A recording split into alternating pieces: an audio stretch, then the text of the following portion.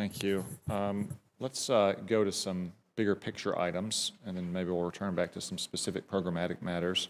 General Fay, the department's overall budget request, Department of Defense,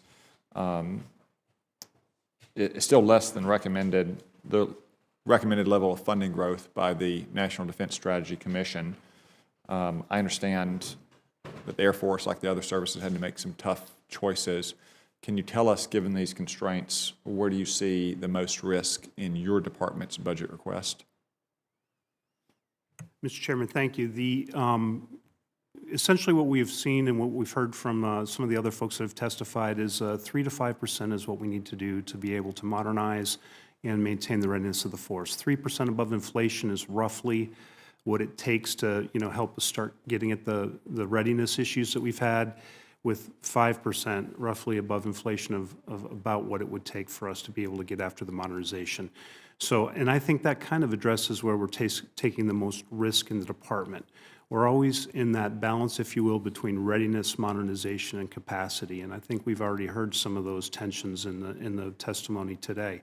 We're always working to keep that force lethal and ready, which is number one, because we have to be ready to go to war tonight, ready to fight tonight, and we're working very hard on recovering readiness right now. I think you see that we've done a great job with our pacing units, and we've knocked 6 years off our readiness recovery on a number of those units. The modernization is absolutely demanded based on the security environment that we're operating on. We need to get after fifth generation modernization. We need B-21s, F-35s, KC-46s to be able to ensure that we maintain our superiority over our potential adversaries. At the same time, we cannot shrink because we have a certain capacity that's required to meet the demands of the warfighter and to meet the demands required in the future. So all of those tensions, I would say, is where we continually take risk in our budget. Okay. Looking to fiscal year 2020, last week I had a similar conversation with the Secretary and the Chief.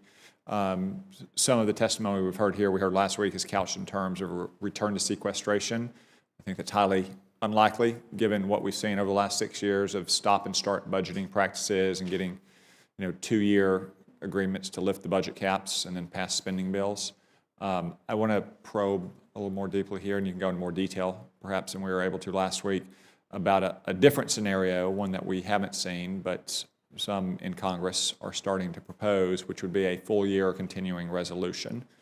The thinking by those proponents being that, well, the Department of Defense has had 2 years of large top-line budget increases and spending bills that allow them to reset their priorities, so they should be able to live with a full year continuing resolution.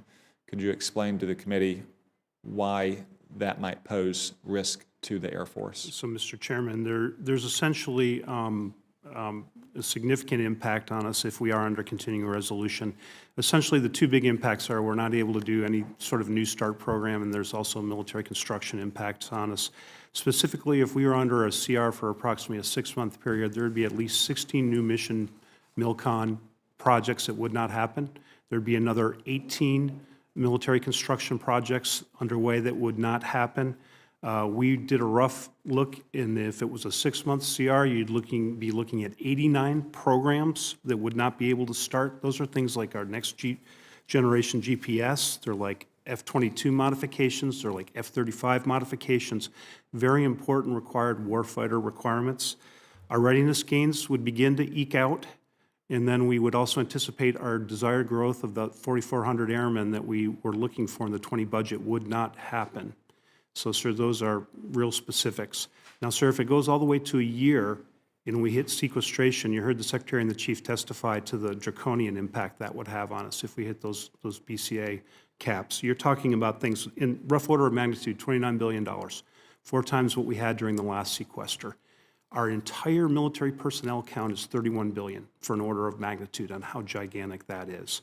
So we would have to do things like make a decision to stop flying, not just a little, but all. Our entire flying hour program is 6.1 billion. Stop fixing all of our aircraft. Our entire weapon system sustainment account is 15 billion. All base operations, all airfield operations, all munitions, stop.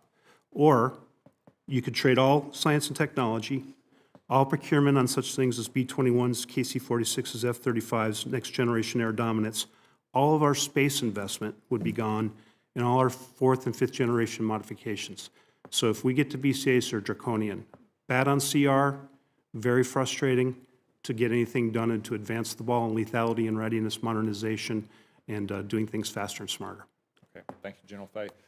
General Bunch, one final question along these lines. Can you tell us why the Air Force UPL is more than $1 billion than it was last year, despite the top-line growth? So, sir, thank you for that question. We had not finished our Air Force We Need analysis when we concluded our budget, so that was a factor that played into it. And that analysis, of course, supported the fact that we needed to get at 386 operational squadrons.